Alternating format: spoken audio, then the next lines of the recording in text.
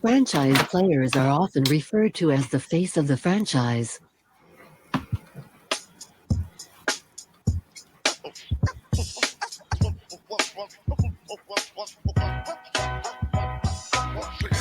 Welcome into a brand new edition of Franchise Players here on Tobacco Road Sports Radio, tobaccoroadsportsradio.com. Rate and subscribe at the YouTube channel, youtube.com/@Tobacco Road Sports Radio. I'm your host, Desmond Johnson. Brand new day. Now on Thursdays, you can expect the product to drop on the YouTube channel. You'll still be able to hear it on Fridays across terrestrial radio, across the Triad here in North Carolina. Loaded show today from North Carolina Sports Network. David Glenn's going to stop by to get through the sports buffet. ACC Hoops edition with Carolina and Duke coming up here on Saturday, and the ACC tournament starting right after that. Got him in the house to talk some stuff, some key questions and things along that sort. And then the return of Outta Pocket with Michael Davis is this Monday, 12:30 p.m. live on the YouTube channel. We are the only entity in the area that will be giving you live sports talk during your lunch break during the weekdays, starting on Monday, March the 11th. He's stopping by to talk about the show, what to expect, and a little bit of WWE and Road to Wrestlemania. So huge show. Starting off, though, he is a member of the Four Man Rush podcast and brand, giving you everything you need to know about the Carolina Panthers. My man Kevin Avery in the house. What's going on, Kev? Hey, what's up, Des? Glad to be back again, man. How you doing? I'm good, man. I'm good. I'm glad that we're able to kind of talk about the Panthers, although it does feel like we're in like a repeat cycle where this is the time of the year where we're like, optimistic. Something has changed in the front office. We're like, okay, maybe if they do this, they can do some things. I wanted to hit some of the hot spots from what happened over this past week regarding the Panthers. So, number one, Brian Burns gets tagged right before the deadline. Do you expect him to play for the Panthers next year? Because I'm starting to see a sentiment start to arise where people are saying, okay, he got tagged. Both sides were never really close. They're tagging him so they can trade him. And I'm not sure if that's necessarily the case. What do you think and what are you hearing in terms of the Panthers' actual plans for Brian Burns? Yeah, I think a lot of people misconstrue the tag for thinking that it's means you're automatically going to be traded. I think it's actually smart business by Dan Morgan and Brant Tillis to do that. This kind of allows Brian Burns to speak with other teams to see what they place him at his value. Now, if you like me, you listen to Vashti and Sheen on Quick Blitz. Yep. They've already said that Brian Burns' camp it's never been confirmed that they said $30 million average is what they're looking for. That's a lot of fan speculation that's going around. She said that's never really came out of the camp. So based on that, because I was on a Twitter space with them the other day for like 2 hours when we was discussing this ad nauseum. I just really feel like that this gives Brian Burns to kind of see, okay, what other teams are willing to pay. And if it's at or below what the Panthers have offered, then, it just kind of allows both sides to, be fair towards each other. Because Brian Burns definitely deserves to get paid, but it's got to work for both sides at the end. The tag is worth $24 million, I believe, fully guaranteed for next year. And I agree with you, Kev. Like, it's a way kind of for both sides to really see what his market value is. Like, if he's really worth $30 million, there's going to be a team out there that offers it. And then the Panthers can match it. That's the beauty of having the franchise tag for the actual franchise. I've seen the Panthers had offered 27 per, but I don't know if that's been confirmed either on that side.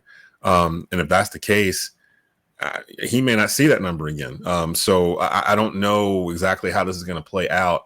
In the end, though, guys, it all comes down to guaranteed money. Like, don't worry so much about that, whatever the annual thing is or whatever. It's about how much is he getting, 50 million, 60 million, 70, whatever it is, guaranteed money. And if you look at the Bosa deal, say Bosa got like 70 something guaranteed, I think, out of that in the end. So it's a matter of really that. And on that real quick, I'm sorry, I'm going to cut you off, but a lot of things to try to educate fans on, because I don't know how much you be on Twitter, Facebook dealing with it. A lot of fans don't understand how the loopholes in the salary cap can allow this to be done. Yes. Like they're thinking it's going to be a $30 million cap hit every single year. That's not the case. No. One of the things that I like about Brant Tillis, he was the architect of Patrick Mahomes' contract. Yeah. 10 years, $450 million. And the way he structured, because I studied this thing, because I'm like, why would they pay that much? But what he did was he has it where every year his base salary is able to be converted into a signing bonus. Yep. Patrick Mahomes done proved he's worth the money. So that signing bonus allowed Patrick Mahomes to get his money up front before the season starts. Mm-hmm. And that clears a way for salary cap to be opened up to where more money, because year after year, that's why you don't hear about the Chiefs being in salary cap hell, because it's like he's like a revolving bank. He's like Fifth Third on steroids, basically, for them. You know what I'm saying? Like, hey, Patrick, we need about 12 million. All right, convert so much of my this in the bonus, and then boom, he does that. He still gets his money. The team get the salary cap relief. So the same thing can be done with Burns' contract, Derek Brown, Frankie Louvu. I know you ain't really mentioned them yet, but I've been one of the people saying the Panthers can sign all three to long-term deals and still be a very active player in free agency. But a lot of fans, because they don't understand, you know, the nuances of the salary cap under the current collective bargaining agreement, how flexible that is. You know, we've been dogging the Saints for years. Oh, they ain't cap hell, but every year they freeing up money to make. I'm like, how did they pull it off? So, you know, I just try to educate those that want to be educated. I feel like some of them already got their mind made up.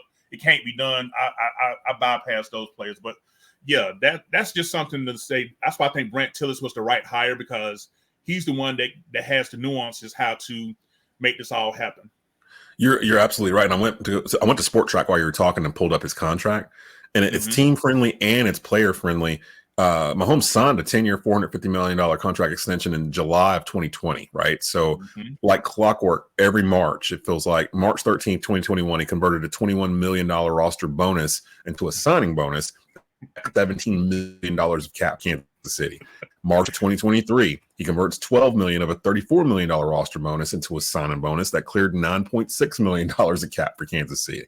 He restructured the contract in September of 2023 that moved an additional $43 million into the 2023-26 years, and basically guaranteeing him $208 million guaranteed for practical purposes. And basically he can rewrite the deal before he turns, before he turns 34 or something like that. He can go back in 32, 33. Yeah, he can go back and redo the whole thing. And at that point, he would already been paid the $200 million guaranteed or whatever. So he literally can be the first player. Well, no, because I think Peyton Manning made over half a billion during his career.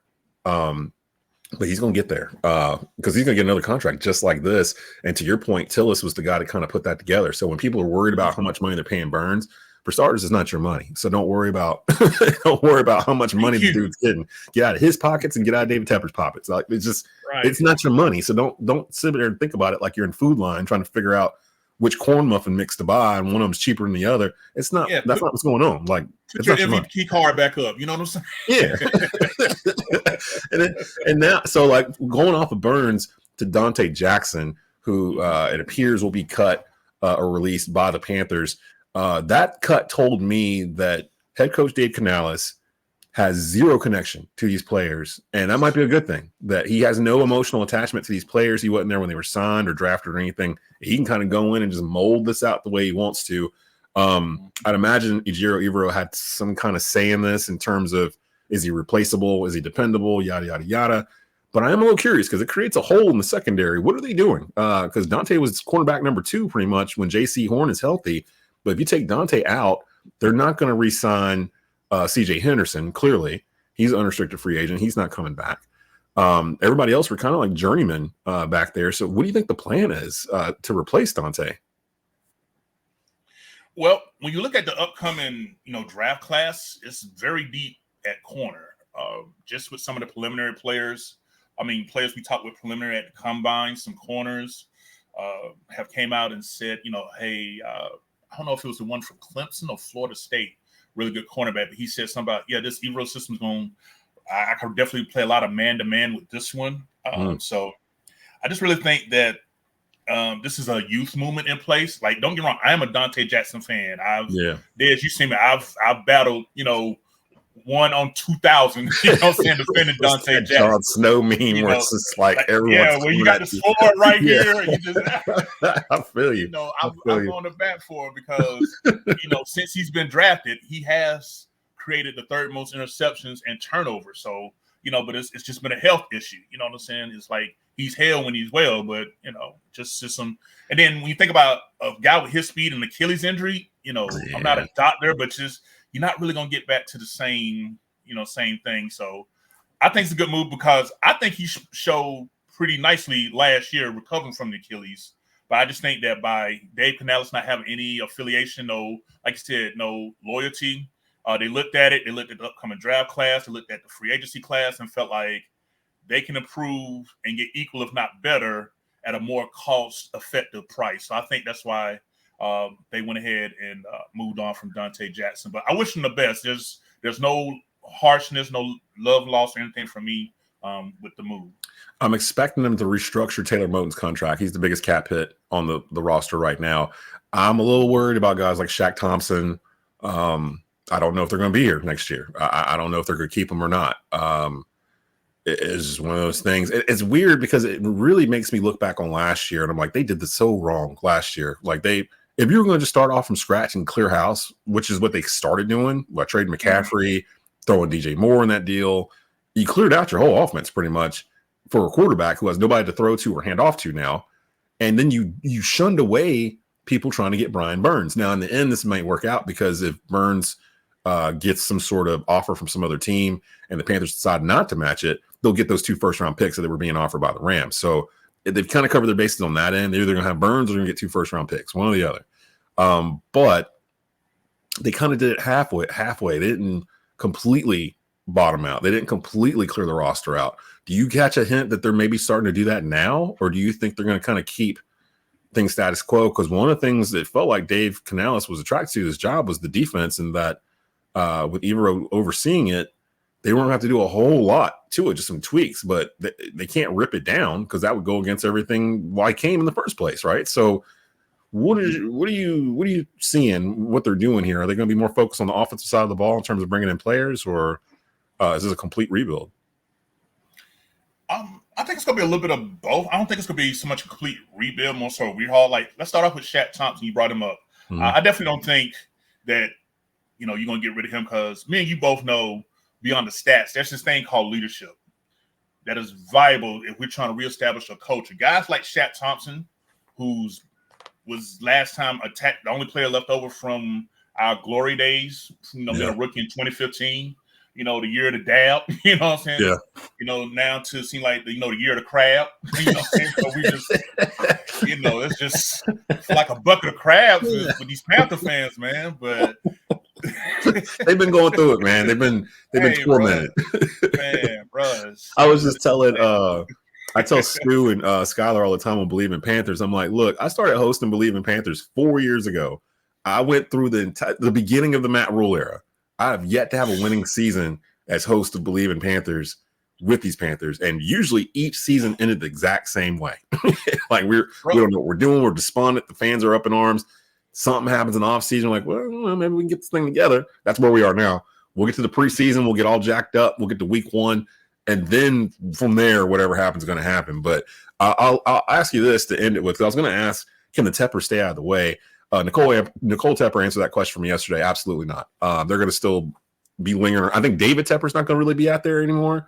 But Nicole was on Up and Adams, Kay Adams' show on FanDuel TV. And she basically doubled down on this whole "we brought concerts to Charlotte" thing. Like, I don't understand why they think we care about them bringing concerts here.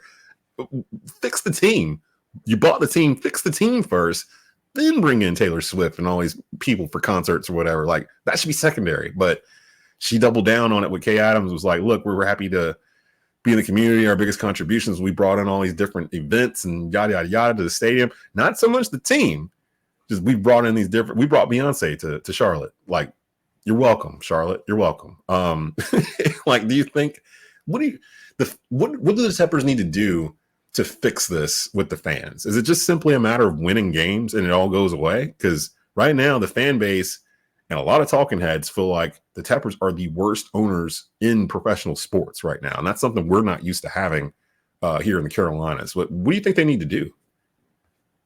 I'll go back to what you was just saying as far as like the Teppers. And by the way, four-man rush started in 2018, so we got teased to that 6-2 start. Yeah. Oh, you started right there. Right. Yeah, August of 2016. So we're coming up on our 6 years of four-man rush, and then we're right along with you with have yet to experience a winning season. You came in with the Teppers. Yeah, that's when y'all started. Right. Was when the Teppers took over. Right. So speaking of Teppers, I think back to his opening press conference. He said, "What's important? Winning, winning, and winning." But how does Beyonce and Taylor Swift equal to winning for us? Now they can't even land Taylor Swift. They couldn't even get Taylor to come here.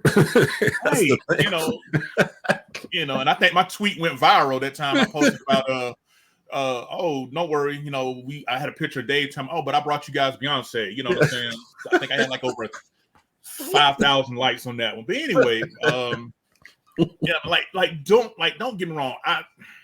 I like the fact that they're more active in the community than what it appeared Mr. Richardson was. God rest his soul. Yeah. I get that it's double-sided. You can't just be all team, you got to involve the community. But I just think that while the team has been horrendous, I think, we got the worst winning percentage since 2018 out of all the teams in the NFL. And that's saying a lot, but yeah, that comment she made yesterday just really made me feel like you just said, okay, yeah, the focus is not where it want to be. We're not here for concert. We wasn't complaining about concerts before you guys got here. Not at all. Keep pounding has nothing to do with concerts. You know what I'm saying?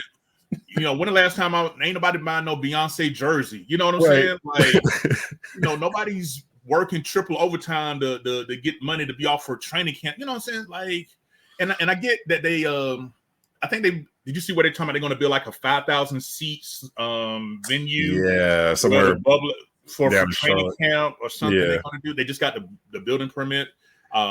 Which is cool. I think they got some good ideas, but the focus needs to be, because when the NFL PA report card came out, they got a D in ownership because of what they refused to put grass for the players. That's the players are telling you that. Yeah, now, and you're like, nope, concerts. Right. Nope, now, if that goes in one ear and out the other, then that says what it says. Maybe it's going to take one of them soccer players getting hurt before he changes it, because obviously. I was about to say that, because when Neymar came through here, they pulled up the turf and put down grass because it was him coming in, or Ronaldo, or whoever it was, the best player in the world came through here in MLS. Yeah. You remember they pulled up the turf and put down Ronaldo. Yeah, they put down grass, and I bet all the Panther players look at each other like, like, come on, man, really? Like, come on, man, you can do it for him for one game, but you can't do it for your players for 8 games or whatever during the season. Real quick though, before I let you go, Kevin Avery here joining us from the 4-man rush. Real quick, pick number 33. You trading up, you trading down, or best player available? I'm gonna take a pick and see who's available at a position of need. Say it's Xavier Worthy. Say somehow he slipped out of the first round and you're sitting there at the top of the second and Worthy's sitting there. You know what, Des?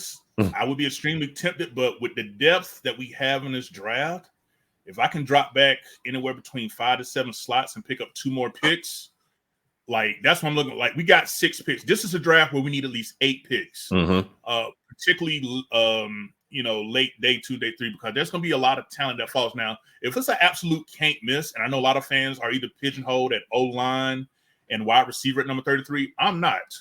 If there's a defensive outside edge player or a defensive tackle that's available, if there's a certain stud that's available, I'm not opposed to taking them at 33, who we thought we would never had a chance of. I like Peyton Wilson, the linebacker from NC State. I saw Luke Kuechly talking about on Up and Adams the other day. I went to go look up some of his stuff. I was like, he kind of looks a little bit like Luke Kuechly a little bit in terms of. What about that defensive tackle from Florida State? That kid. Put him with Brown. Yeah. Now, I don't know what his draft ranking. I haven't looked it up yet, but with Smooth of the 4-man rush, being a Florida State guy, he'd been raving about him. So, but yeah, I'm more tempted to trade back to see if we can get from 6 picks to 8, because this is a draft where if we're already going to be kind of tight salary cap wise, get the most effective players on cost effective deals. Yeah, I feel that. Yeah, I'm kind of the same way. Take that 33rd pick, trade it down, stay in the second, maybe pick up something at the bottom of the second, top of the third, because apparently it's a loaded offensive line draft. It's a loaded wide receiver draft.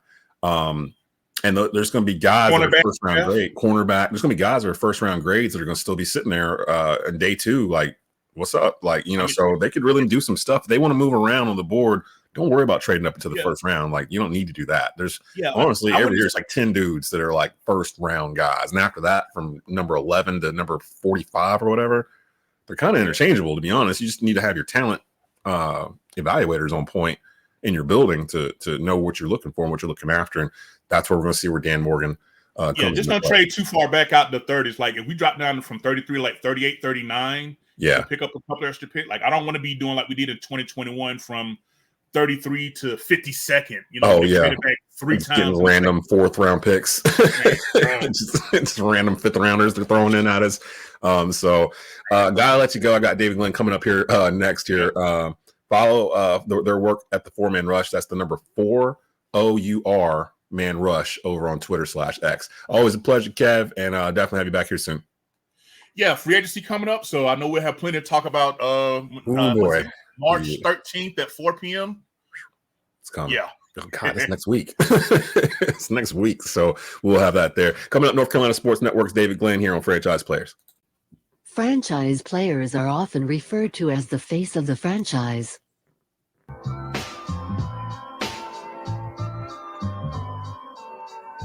Special shout out to Kevin Avery from the 4-Man Rush for stopping by and talking a little Panther talk with us here. Desmond Johnson here with you on Franchise Players, your home for Triad Sports Talk. New day. You can catch us now on Thursdays on YouTube. Give you a little extra time to get to it before your weekend sports activities. You can still hear it on Terrestrial Radio and the Triad on Fridays on WWBG 1470 AM at 5 p.m. and WTOB 96.7 FM at 6 p.m. in Winston-Salem. Joining us as he does bi-weekly, David Glenn from the North Carolina Sports Network. What's going on, DG? How you doing? I'm doing great, Des. Happy March Madness to you.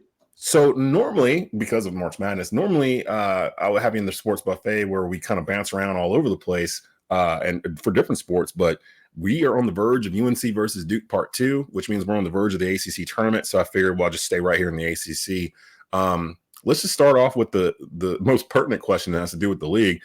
In your mind today, before we get to the tournament, before we get to this weekend's final slew of games, which team out of these 4 deserves to go to the NCAA tournament? Wake Forest, Clemson, Syracuse, or Pitt? Not a close call. It's the Clemson Tigers. There's no doubt about it. The ACC has only 3 NCAA tournament locks, which is a really scary thing to say when you're more than a week into March at this point. And the 3 locks are Carolina, which could be a 1 seed, a 2 seed, or a 3 seed, depending on the rest of the way. Duke, which is in that same high seed area. The Clemson Tigers are in, regardless of wherever they are in the ACC standings, Des, because what they did in the non-conference schedule is way better than all those other schools behind them. They went to Alabama and beat Alabama in the top 25. They beat TCU, which is going to play in the NCAA tournament. They beat the in-state rival South Carolina Gamecocks, who are in the national top 25 as we speak. And the Tigers also beat Boise State, which is going to be in the NCAA tournament. When you put together their entire resume, those non-conference wins, but remember, Clemson also did what they've only done twice in the history of their program. They went to Chapel Hill and beat the Tar Heels. That, when you get to 5 or more wins over other teams that are going to be in the big dance, you're on strong ground. So it's been, get this, Des, the last time the ACC had only 3 NCAA tournament bids was the year 2000, 24 years ago. Back then, it was only a 9-team league. It's a 15-team league now, going on the way to being 18 next year. It would be a horrifically bad number if they only get 3 in. Obviously, there's time, but Virginia and Wake Forest have to polish their resumes a little bit. And then everybody else after the Demon Deacons and the Cavaliers, I think they have a lot of work to do if they want to be on the right side of the bubble on Selection Sunday. Yeah. I wasn't even thinking about Clemson in that. I thought the third one we were going to say was Virginia because they're in third in the ACC, but you're absolutely right. Virginia can't seem to score more than 50 points multiple games in a row, which has me completely worried about them. Reese Beekman is not enough. Just to do averaging 14 a game, and that is not enough to get to where y'all want to be. And then there's the case of Wake Forest. Ever since, it's almost like their season ended with that win against Duke. Like it's like they have not been able to put it together. Now I know they lost the other night to Georgia Tech on like a putback with less than a second remaining, and that was like their first home loss all year. But you can't lose those games. And I saw a thing after that. Georgia Tech's like 7-11 or something in ACC play, But how many teams would trade for the wins that they have? Like they've beat Carolina, they've beat Duke, they've beat Pitt, they've beat Wake, they've beat Clemson. Like that, David Stoudemire said it best. He has a weird team. I don't know what their situation is, why they can't get it together, but they've had some huge wins. Who's on a bigger hot seat in your mind? Wake Forest head coach Steve Forbes or NC State head coach Kevin Keatts? Not even close. It's Kevin Keatts. Steve Forbes, remember. And oh, by the way, I do think Virginia is ACC number 4 in terms of their positioning to get into the NCAA tournament. They did go to Clemson and beat Clemson. They did beat the Florida Gators, who are going to be an NCAA tournament team. And Wake Forest obviously has the win over Duke. Wake also beat the Florida Gators. But both the Cavs and the Deacs are so close to the bubble that they can't possibly feel comfortable right now. But to answer your question, Steve Forbes is in year 4 at Wake, and he inherited a difficult program, and he has taken what was horrific for the most part under Danny Manning, and he has made them very competitive, right? He has not yet made the NCAA tournament. He has a chance to make it this year. We'll see. But everybody can see that the Deacons have been a much more competitive program. Call it NIT caliber basketball, if you want to use that phrase. Yeah. Whereas under Danny Manning, they were not every year, but mostly just flat out bad. He has entertaining teams. He has signed this litany of great transfers from Jake LaRavia and Alondis Williams to Appleby last year to obviously Hunter Salas and others this year. So in 4 years, Steve Forbes, while not making the NCAA tournament, we know that's the ultimate litmus test in this sport, he's done a lot of other good things. And he's gotten, that place, the Joel was rocking this year, and they hadn't lost a game at home until that Georgia Tech matchup. Whereas Kevin Keatts has been at NC State for 7 years, and he has been to 2 NCAA tournaments, but one of those was his first year, and the other was last year, and they didn't win a game in either of those tournaments. When you're at a school like State, which has won 2 NCAA titles in men's basketball, you're going to be judged differently than at Wake, where they've only been to 1 NCAA tournament at Wake in the last 14 years. That's not Steve Forbes' fault. Yeah. He's only been there again 4 years. So I don't know if the State athletic director, Boo Corrigan, is ready to pull the trigger on Kevin Keatts. It's a $5 million plus buyout, which is, not extraordinary money in today's world, but it's not peanuts either. It's really in the NC State administration's hands. I think a huge chunk of Wolfpack Nation wants to turn the page on Kevin Keatts, but they're not really the ones who have that ultimate decision. David Glenn joining us here from the North Carolina Sports Network. You can follow him on Twitter/X at David Glenn Show. I was actually watching some of the OG podcast last night, Joe Ovies and Joe Giglio. They were talking about NC State. He covered the team for years. He's an NC State guy. And the argument was basically NC State doesn't know what they want to be. Like they need to decide are they a football school or are they a basketball school? Because Carolina and Duke, even with the coaching changes and everything else, even with all the changes in the college sports landscape, none of us think of Duke or Carolina as football schools. They are basketball schools. They know where their bed is made pretty much, and they've stuck with that. They know where their money comes from. It's from their basketball programs. And they have not tried Carolina to a certain extent to try to push the football program to a certain level, but I think deep down they know where their target audience is. With NC State, it's almost like they're living in the past still with the basketball, but clearly they've become a football school in terms of success and everything else, recruiting and everything else around the state. And it's almost like NC State to me is almost like in the same world as like Indiana or like Louisville, where it's like, yeah, you got a couple of national titles from back in the day, but you've yet to kind of figure out how to harness the new landscape of NIL and the transfer portal and your brand to melt it together the way Carolina and Duke have. Really, there's only a few that have figured this out kind of, and I'd put Carolina on top of the list, especially for transfer portal stuff, but State hasn't figured that out yet. And I feel like they're a dormant giant just sitting there in college basketball, and no one's come around and been like, hey, why aren't we doing this? This is NC State. Why aren't we doing that? Why aren't we doing this? Like, why aren't we, embracing who we are? And it feels like instead they're kind of holding on to the past and hoping that it keeps them at the same level as Carolina and Duke today. That's kind of the vibe I get from their fan base, that why aren't we considered as equal to them? Because you're not doing the same things. Like they haven't won an ACC championship, since 89, 88, something like that? in basketball? They were first place in the ACC in 1989, and of course that's regular season championship.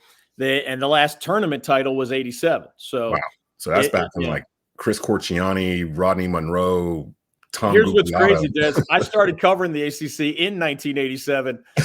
So I started covering it in the fall. So I wasn't even there for the spring. So I have never witnessed a Wolfpack ACC title, meaning tournament title, the official championship, even though I've covered the league for 37 years now. That's insane. So we'll see what happens with them. Yeah, and I'm a little curious about Kevin Keats and what happens over there, and who would they get to replace him at this point too. So we'll see what happens with NC State. And who knows? We sit there talking about NC State. Maybe they get hot next week and they go on a little run in DC. Who's your all ACC first team right now? Because I'm 4, and the 5th one I'm kind of juggling around with a heavy favorite and then some others that I didn't expect to be there. I want to hear yours. Who's your ACC all first team? Yeah, it starts with RJ Davis. He's my ACC player of the year. What he's done as a senior remember, he never even made any of the all ACC teams as a freshman, sophomore, or junior. It's really rare for a senior who's never been honored all ACC to be the player of the year. We've all seen his incredible development and amazing season, leadership, scoring, free throw shooting, 3-point shooting. It starts with RJ Davis for me. PJ Hall of Clemson will be on my first team.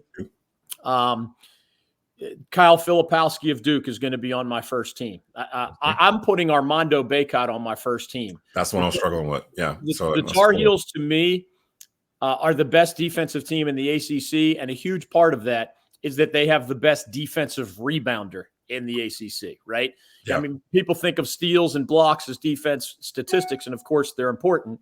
And Armando is a nice shot blocker, not the best in the league, but an effective shot blocker. But more important than that, defense, remember, doesn't end until you grab the defensive rebound. That possession ain't over until you get the board. Nobody in this league is as good as Armando Bacot at cleaning up the defensive glass. And he's a double-double guy. It's not like he doesn't feel better. Yeah, because I was like, he's a 14 and 10. He's the only guy in the whole league who's averaging a double-double. So 2 guys from the Tar Heels, 1 guy from Duke, 1 guy from Clemson. That's not accident. Those are the 3 best teams in this league. Yeah. And then my last spot will go to either Hunter Salas of Wake Forest or Reese Beekman of UVA. That's fair. I haven't cast my ballot yet. They're due this Sunday. Other guys have had really good years. I mean, all due respect, I've seen people talk about Blake Hinson of Pitt or Judah Mintz of Syracuse and other guys. They'll all be on my all-ACC team. There's 15 slots. But first team, I'm really down to those 6 guys. And I think a lot of people got caught up going back to Armando about his scoring and him not having to have such a heavy load this year, partly because of RJ and partly because of dudes like Harrison Ingram and Cormac Ryan. And there's more people that can score and do some of those things. And I think it was Corey Alexander on the broadcast the other night when they were talking about it, when they were just blitzing Notre Dame. Carolina's a different team defensively, like you said, because they have someone like Armando, where the guards, all they have to worry about is staying in front of whoever's with them. And if they do get past him, they got Armando back there as a second line of defense. And not a lot of teams, Duke in particular, they don't really have that. I know Sean Stewart's kind of emerged a little bit the past couple of weeks for Duke, but they really don't have that Derek Lively type of rim protector that Carolina does. And really, to be honest, a lot of college teams don't really have that anymore. It's all spread out. So I think that's what that and their age and experience is kind of what makes Carolina a little bit different. I think that's what separated them from the rest of the ACC this year. Speaking of the biggest game on the palette this weekend, Carolina-Duke, Carolina going to Cameron Indoor for part 2 of this matchup. Carolina clinched a share of the regular season title at worst by defeating Notre Dame the other night. If Duke wins, it creates a tie at the top, and it comes down to tiebreakers. And from my understanding, it has to do with order of finish and the record against whoever it is. So if you're Carolina, you got to root for like Pitt or something like that. And if you're Duke, you need to root for like, I think Clemson and Wake are playing on Saturday as well. We don't want to get into the tiebreakers. So much. Just Carolina, just win the game. Just win the game, Carolina, so we ain't got to worry about all these tiebreakers or whatever. Give me the main key for each team to emerge Saturday night with a win. I think for Duke, it's manage your emotions, because they are, of course, at a high throttle when they're playing in front of the Cameron Crazies. And they want revenge on the Tar Heels after what happened in Chapel Hill earlier this season. But it's easy to forget, Des, that we're living in an era because of the extra COVID year and the transfer portal and all these rules changes, where there's 23, 24, and 25-year-old basketball players out there. Yeah. And Duke is one of the only contenders left that's mostly playing with freshmen and sophomores. I mean, Jeremy Roach is a phenomenal player. He'll be on my All-ACC team. He's a senior. Every other guy that they lean on heavily is a freshman or a sophomore at Duke. Wow. Yeah. And you just don't see that very often anymore in college basketball. That's how much things have changed. So credit to John Shire and his staff for leading that one of the nation's youngest contenders to, maybe a share of a regular season title, but at the very least, a really high NCAA tournament seed. But you can be too high in basketball. There's that threshold everybody's trying to find: intensity, but also high basketball IQ, right? Emotion, but not lose your mind emotion. They need to find that balance. And for Carolina, I think it's really, the inside-outside balance that a lot of teams just don't have. Armando Bacot is a tough guy for Duke to deal with down low. Filipowski is a big guy, but he's not really a post player. And there's no Sheldon Williams down there for the Blue Devils or some of their other Derek Lively, the other legendary shot blockers and rim protectors that they have had. And then we all know that the most unpredictable variable for the Tar Heels is, are Cormac Ryan and Harrison Ingram going to be 40% three-point shooters or 25% three-point shooters? Some of those shots will become available. And a young guy like Elliot Cadeau, the only true freshman that the Heels lean heavily on, he's going to have the ball in his hands a lot, and he's going to have to show the maturity on the road that I'm suggesting that those young Duke guys are going to have to show on their home court. And shout out to, I got to joke with him because it is rivalry week. Shout out to all the Duke fans that have hung a banner because they've got the #1 recruiting class. I know the kid from Africa's coming and he's 7'2" and, pop the champagne and all this stuff. And I'm just sitting there watching it all. I'm like, A, we're coming to Durham on Saturday. Like we don't care about like this. B, this is every year. Every single year you guys have the #1 or #2 recruiting class. And I see this huge, yay, look who we got. Oh, look at all these players. There's like 6 freshmen coming in next year. And I'm like, we've seen this story before. Like we've seen this story. We know how it ends more often than not. I'm not persuaded that 6 freshmen are going to lead a college basketball team to a national championship in this day and age. Maybe in that pocket when they were really doing one and done, it was possible. And even then, it really only happened twice. And that was Kentucky and Duke. And both of those teams had upperclassmen on it in key roles. So it was never like Fab Five. You know what I mean? Like where they are the main ones playing. And I just see all these Duke fans just cheering for all these recruits coming in. I'm like, well, Carolina's like the #7 class or something coming in too. And it was #1 until Cadeau reclassified. So Carolina, we just don't really brag about recruiting. We've been recruiting like this since the 50s. So it's like that. We're getting top recruits. Well, we're supposed to. We're North Carolina. Like that's kind of the mentality here. But I don't know. It seems like a whole new world for Duke fans in terms of celebrating these recruits coming in. I will give a shout out to John Shire for being able to pull this off because that was the one thing I was a little concerned. Like, can he still recruit the same way? And to be honest, it's making it look like Shire was doing a lot of that recruiting the tail end of K. That's why this has been so seamless. That it has been a drop off. It's still the same guy talking to these kids. So we'll see. But you know how it is with Duke and Carolina. It's going to be back and forth. What's exciting to me, Des, is that as people and your viewers and listeners who cherish having one of the greatest rivalries in all of sports right here in our backyard, that great rivalry very much could have been interrupted or been lessened in some way through the retirement of 2 Hall of Fame coaches. Yeah, within 12 months of each other. Yeah. Right. We didn't know how this was going to shake out. The bottom line is people are going to love a kid named Cooper Flagg, who's the #1 player in the high school senior class headed to Duke. People are also going to love a kid named Ian Jackson, top 10 player out of New York City who's headed to the Tar Heels.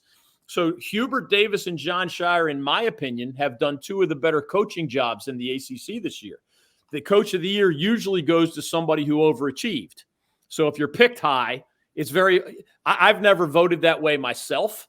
I think John Shire and Hubert Davis are 2 of the best candidates for ACC coach of the year. I'm not going to give it to Adrian Autry just because Syracuse was supposed to be mediocre and they're going to be a little better than mediocre. Yeah. And that, to me, awards should celebrate greatness, not a bid to the NIT, with all due respect. You can do a good coaching job, But if you end up in the NIT, it's just a good coaching job. Right. In a sport where the ultimate litmus test is called the NCAA tournament, there are always good coaching jobs at the top of the standings. We should not ignore them. So the fact that Duke and Carolina are both winning at a high level, both in the Final Four famously a couple years ago, recruiting at a high level, as we just discussed, nationally ranked in the top 10 as we speak, both. The only two. The only two in the league. and of course, those amazing statistics, over the last X number of games, they've scored almost the same amount of points. It's crazy. And oh, by the way,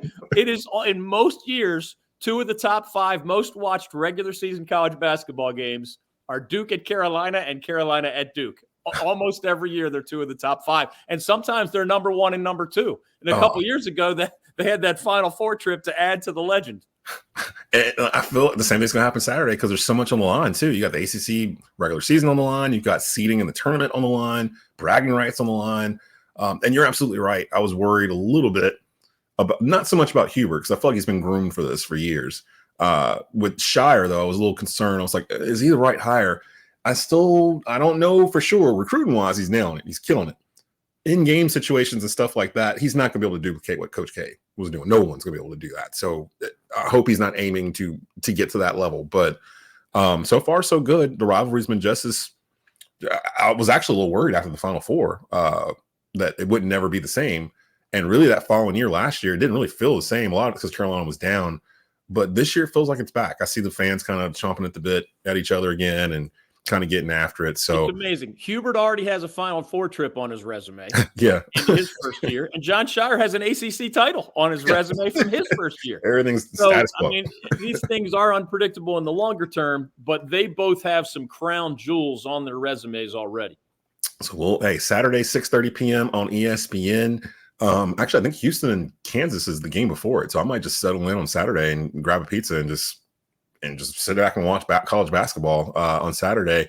Again, follow DG on Twitter at David Glenn Show. You can follow his work and the David Glenn Show with new episodes on their YouTube channel at North Carolina Sports Network. Appreciate you coming on, buddy. And when I talk to you again, we will be on the verge of March Madness. So we'll actually have brackets and everything by then, so we can kind of go through that in the sports buffet next time I see you.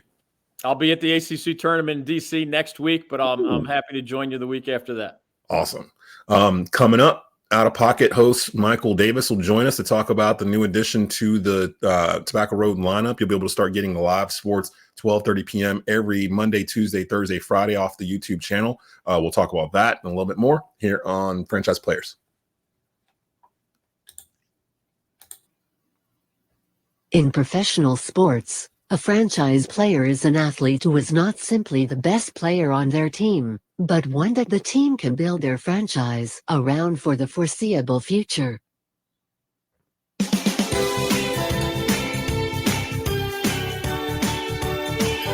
Welcome back into Franchise Players here on Tobacco Road Sports Radio, TobaccoRoadSportsRadio.com. On our new day, Thursdays, you can catch it on the YouTube channel, youtube.com/@Tobacco Road Sports Radio. Franchise Players will drop there. Of course, it'll still be on the TGI Friday lineup over on WWBG, and you'll still be able to hear it on WTOB later on in the day on Friday. Coming around third base, it is Outta Pocket host Michael Davis, actually host of a couple of things on Tobacco Road Sports Radio, host of Drop the Mic podcast, co-host of the Cat Cave, which is on the Keep Pounding Podcast Network. But I wanted you on today because of a special announcement we had earlier in the week regarding the return of Outta Pocket. What's going on, Mike? Hey, first of all, thank you for having me, and thank you for allowing Outta Pocket with Michael Davis to return. And it's bigger and better. You've trusted me with 4 days a week during people's lunchtime. I don't take that lightly. The show is going to kind of remain a little bit of the same, but with a new twist. We're doing 4 days a week. I got a lot of ideas lined up for the shows, and particularly this Monday is the Monday after Duke and Carolina. So we're definitely going to be talking, hopefully, about a Duke victory. I don't think so. I don't think that's going to. I don't know. I feel pretty good about my heels. So Outta Pocket, it started off as a show on TGI Friday on our lineup there. It was at 3 o'clock, I believe. And I think I had it paired with The Score with Brett Wasem for a little bit and Franchise Players. It was originally taped then we went to live, and when we went to live, we started doing more panels and things of that sort, with me being your producer. And then we stopped. How long ago was that? It's been a while now. 6 months. It was 7 August. months? It was Yeah. late August. Oh wow. Yeah. So we had to put a pause on the show back in August. But we always knew that we were going to bring it back in some capacity. And I wanted to put something on in the Triad during the day around lunchtime, almost like a pocket bite of local sports news or national news or whatever, that people can get to while they're eating their lunch. You know, they can quickly pull out their phone, go to the YouTube channel. They know it's going to be there at 12:30. So Outta Pocket will be on Mondays, Tuesdays, Thursdays, Fridays at 12:30, and will more than likely repeat on Fridays as we get to the end of each week. So definitely take a look out for that. NBA, NFL, Hornets, Panthers. Of course, we'll sprinkle a little wrestling in there like we're about to do here in just a bit. Of course. Major League Baseball, NASCAR, anything you could think of that we would normally cover here on Tobacco Road Sports Radio, you'll be able to get it now at lunchtime live with a talking panel locally based here on Tobacco Road Sports Radio. Before we get over to WWE, because I wanted to finish the show talking about the road to WrestleMania, I wanted to talk about you were in Greensboro Sunday for AEW's Revolution pay-per-view. And while I don't watch AEW at all, the one match that had my interest was Sting and Darby Austin. I'm saying Darby Allin. Allin. Darby Allin versus the Young Bucks. And this was promoted as Sting's final match, his retirement match. I have seen Sting in the Greensboro Coliseum before. Some of my fondest memories in the 80s, Mid-South, Jim Crockett wrestling, Great American Bash, that kind of stuff, mid-80s. And I've told the story before. I've met Ric Flair and J.J. Dillon before at the Great American Bash in 1986. Me, my dad, my uncle, and my cousin, we were late getting there, so we had missed some of the first match. So everybody was already kind of seated, and we're kind of walking through the Coliseum to get to our seats. When we got to our entranceway, you know how it is in the Coliseum, where it's like the curtains, you go in and you're actually in the auditorium. When we got to our entranceway, we see two guys standing there looking out, like watching whatever match was going on. As we got closer, it was Ric Flair and J.J. Dillon. And my dad and my uncle started talking to them, and they were nice or whatever. And this is 1986. I'm 8 years old or whatever. And I still remember Ric Flair like getting down on one knee so he could be like face to face with me. And he was like, "How are you doing, young man?" And before I could even say anything, he just goes, "Woo!" like right in my face. And I take off running down the Coliseum thing. Because at the time, like Flair and the Horsemen were like the epitome of evil to like a kid watching wrestling. And my dad, and then they all had a good laugh about it and everything. And the main event that night was Dusty Rhodes versus Ric Flair cage match for the NWA heavyweight title that Dusty won. So one of my bigger memories from that night too is leaving. We were trying to leave before traffic got out there, and as we were leaving, I turned around to look back, and Dusty's standing on top of the cage, holding up the belt or whatever, blood all over the place. Yeah. So going back though, circling back around to Sting, tell me what the atmosphere was like in the Coliseum on Sunday, because I saw it was over 14,000 people in there to watch it, and what better place for Sting to have his retirement match than in Greensboro, North Carolina, where basically his career kind of began. It was so incredible to watch that atmosphere and just take it all in. It was a sold out Greensboro Coliseum, not a seat in sight anywhere in that Coliseum. So I was blown away by the Greensboro turnout. It was building throughout the night. There were great matches. Will Ospreay versus Konosuke Takeshita, FTR versus John Moxley, who used to be Dean Ambrose, and Claudio Castagnoli, who used to be Cesaro for WWE guys. So the entire show was great, but everybody was there to see Sting, and they start, showing his kids dressed as like other versions of Sting in the past. Like the Beach Boy Sting was one of his sons, the Wolfpack Sting. And then he came out. It was perfect. They did the match perfect. It was a happy way for him to go out undefeated. They're obviously vacating the titles, and I talked more about it on Drop the Mic, but like I had Marcus on and Jason on. They were both in attendance, and I ended up displaying a lot of fan photos on Drop the Mic this week. So if you submitted them, they are on the show. You can go watch it on Tobacco Road's YouTube channel. It was a night I'll never forget. It's probably, I've been to a lot of wrestling shows, but it's probably the best show top to bottom that I've ever got to witness in person live. Oh, It wow. was phenomenal. So yeah, definitely go check out the latest edition of Drop the Mic podcast, where Mike goes more in depth with the AEW Revolution experience, and he's got an exclusive interview with former WCW wrestler Lodi.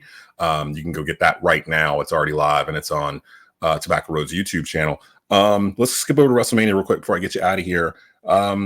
Before I get to the main storyline, the whole bloodline and everything else and theories regarding what's happening with that, let me go down to two other things rapid fire real quick that are kind of out there.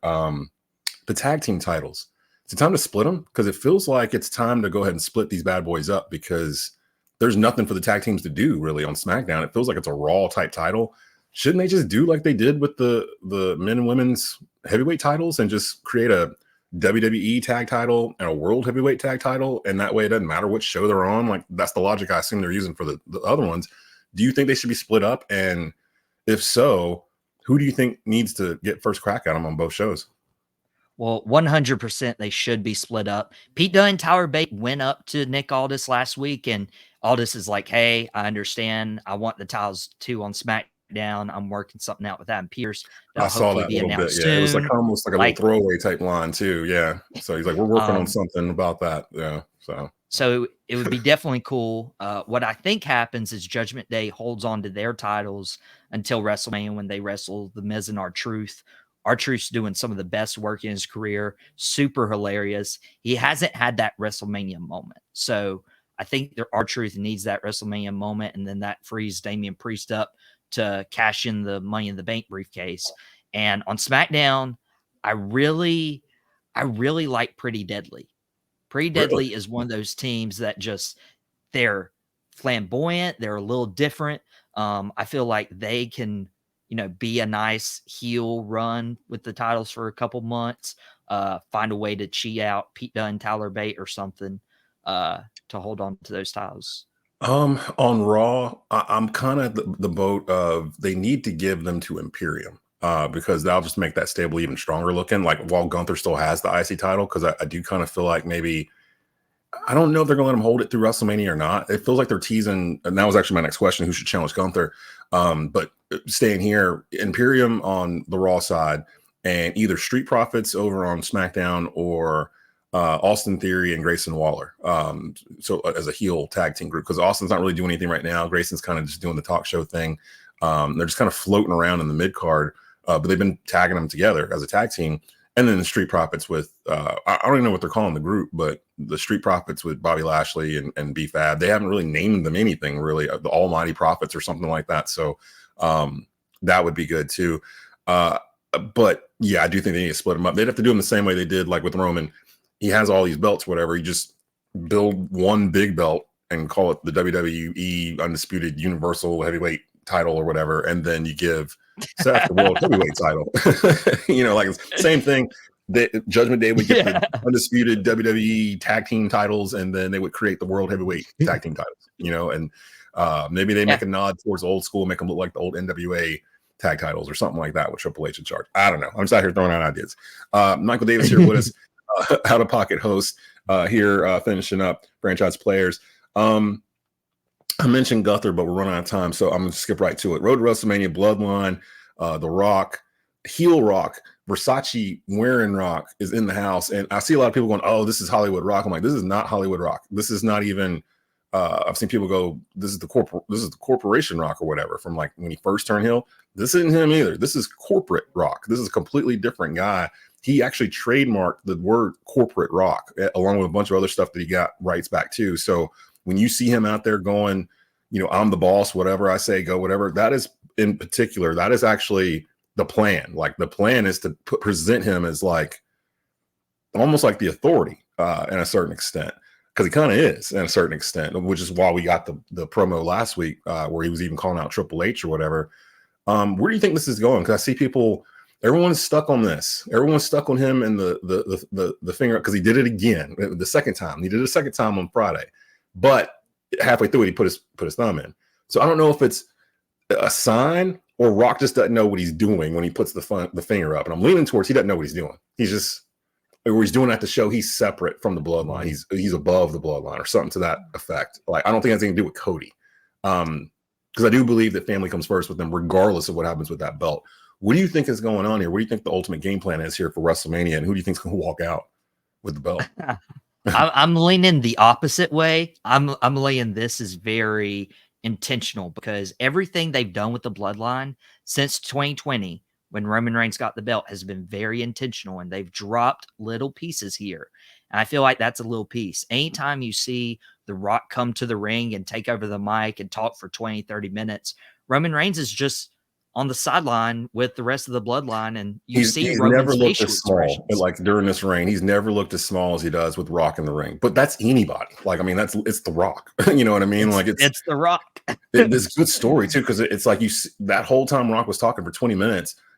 Roman sold the whole thing with his facial expressions. Like he was just kind of annoyed at some bits, just kind of like unsure at other parts, and then him asking Rock to acknowledge him, which I've been waiting on for 2 weeks. He finally asked him, and then Rock finally did it. I'm like, all right. I'm still I was kind of surprised that he did it too. But I've always been under the impression that Rock and Roman are going to go on this 2-man power trip type angle after WrestleMania. And Rock has started to sprinkle that in. I don't know if you saw that 20-minute IG promo that he did last week before SmackDown, but he's starting to mention Seth Rollins and that belt. And I'm like, okay, this is what I was kind of waiting on. Like, I could see it payback or backlash, Rollins Rock World Heavyweight Championship. Like I could see Seth retain in WrestleMania and then lose it to Rock the next month.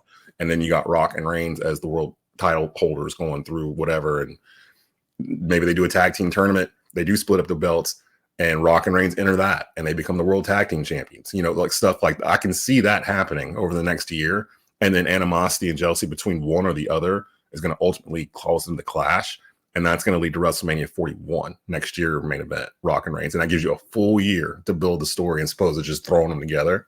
I think that's what they're doing because Rock is just money. So I don't know. Real quick before I get you out of here, though, who are you leaning towards today in terms of winning that title, Cody or Roman Reigns?